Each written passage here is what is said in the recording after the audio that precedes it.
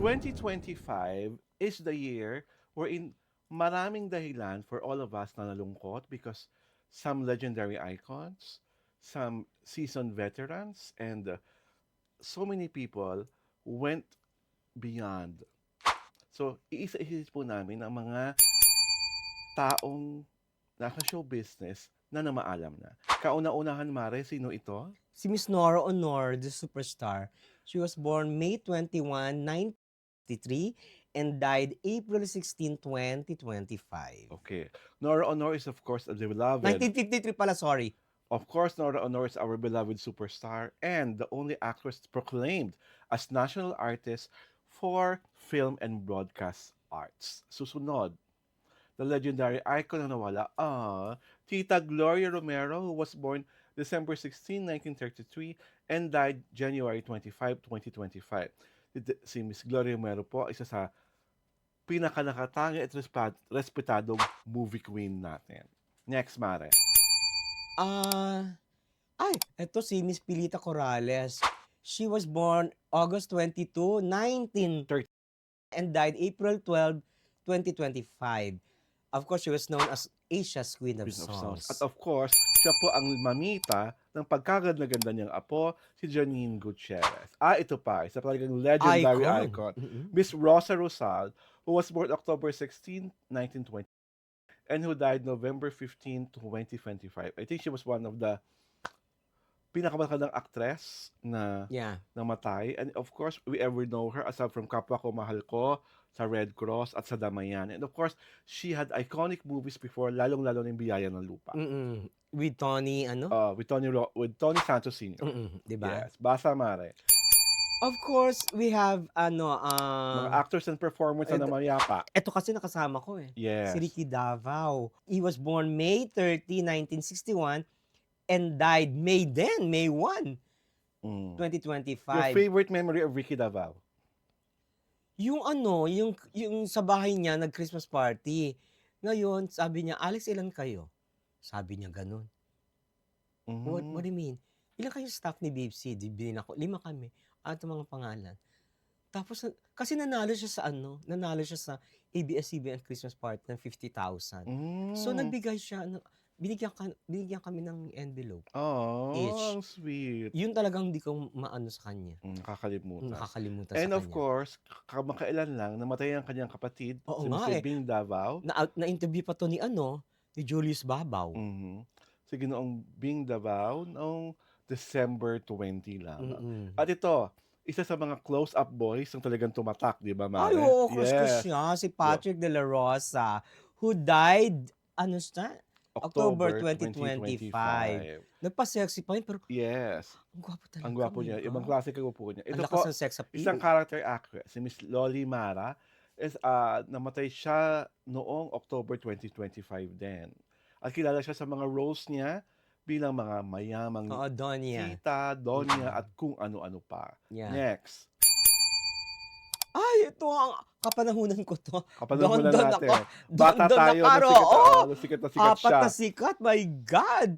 Pero I was more of Arnold Gamboa. Arnold Gamboa ka. Pareho tayo. Arnold Gamboa. Kasi I like yung mistiso. Para lang sa dagdag kaalaman ng mga nanonood sa amin, apat na sikat po ay pinagbibilangan dati ni Winnie Santos, na kapatid ni Vilma Santos, si Maribel Honor, na pinsan o pamangkin ni Nora Honor, pinsan ni Nora Honor, si Dondon Nakar, at si Arnold Gamboa. Si Arnold Gamboa po ngayon katrabaho pa rin sa Manila Diamond Hotel. Talaga? Hanggang ngayon, andun pa rin siya. Gwapo din nun. At saka ito na-interview din niya ni Julius Babaw eh. Si Dondon? Oo, before he died.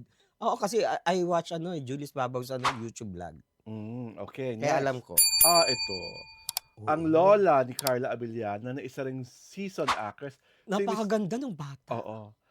Si Miss Delia Rason. Nagkaroon ako ng pagkakataong ma-interview yan.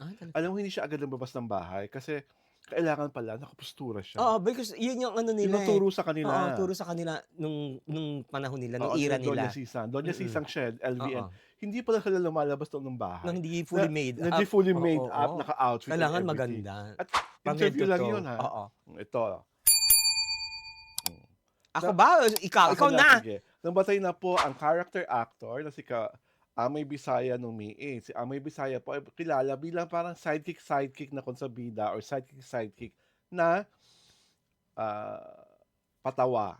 Mm. Ito, Si Matutina died February 14.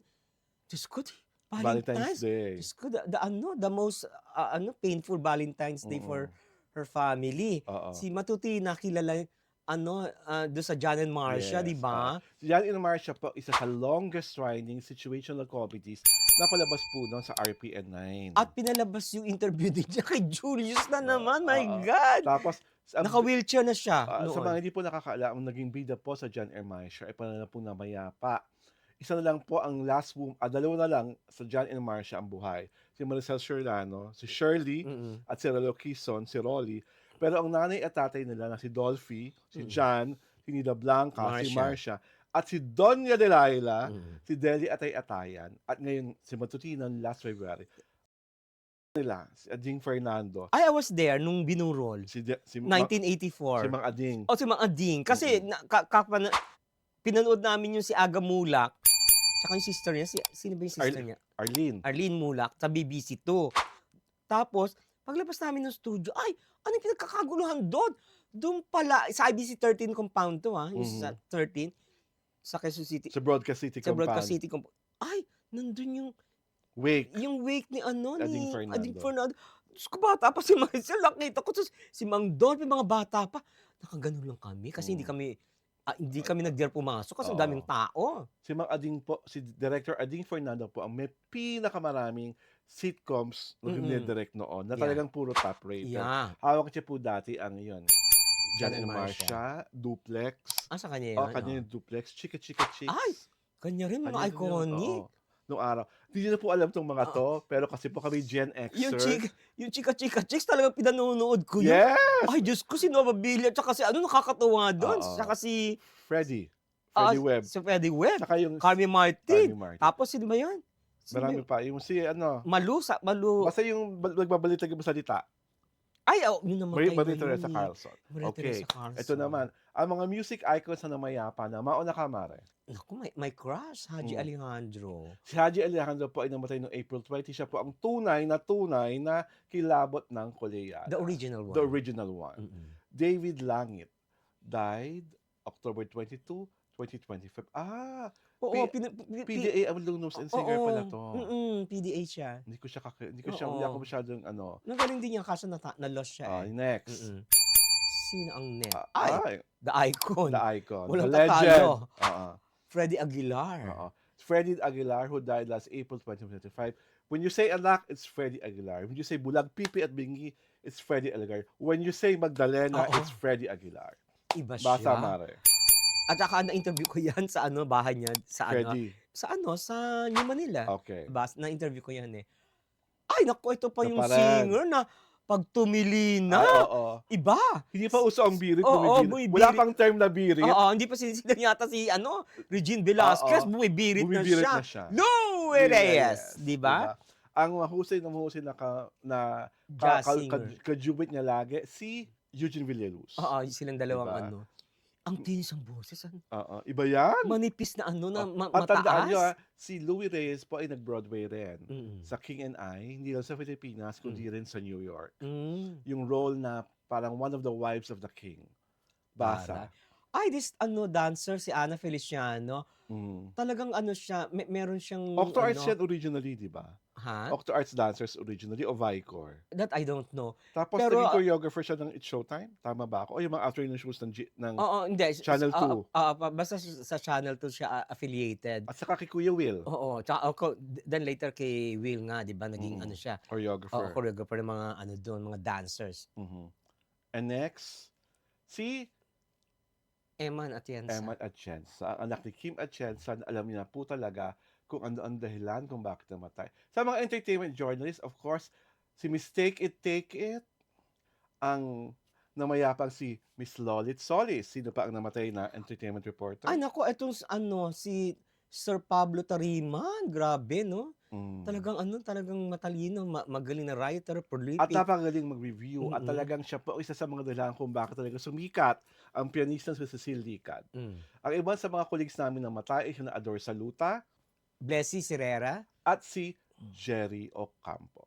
Ito po si Alwin Ignacio, the diva that you love. Kasama ko po ang aking kumaring ultra maldita. Hi, this is Alex At Brasas. pinapanood niyo po ang Nakiti Show. Tarayan at Halakayan Showbiz Edition.